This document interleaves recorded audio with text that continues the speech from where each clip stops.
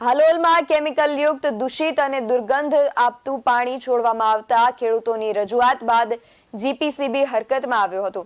મળતી માહિતી મુજબ હાલોલ તાલુકાની કોટામેડા ગ્રામ પંચાયતમાં સ્થિત કે ઇન્ટરલાઇનિંગ મેન્યુફેક્ચરિંગ કંપની દ્વારા દુર્ગંધ છોડતું દૂષિત પાણી ખુલ્લા ખેતરોમાં છોડી મૂકવામાં આવતું હોવાથી ખેડૂતોના ઊભા પાકને પારાવાર નુકસાન થયું છે।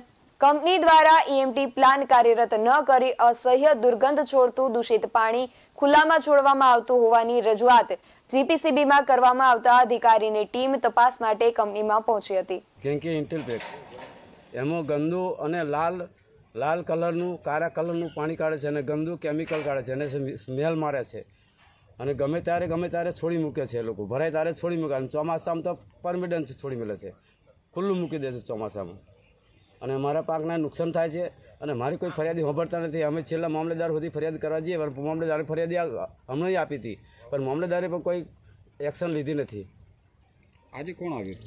આજે કોઈ પ્રદૂષણ બેન આવ્યા હતા, એમને તપાસ કરી છે। BSN TV ન્યૂઝ સાથે કિરણ ગોહિલ, પંચમહાલ।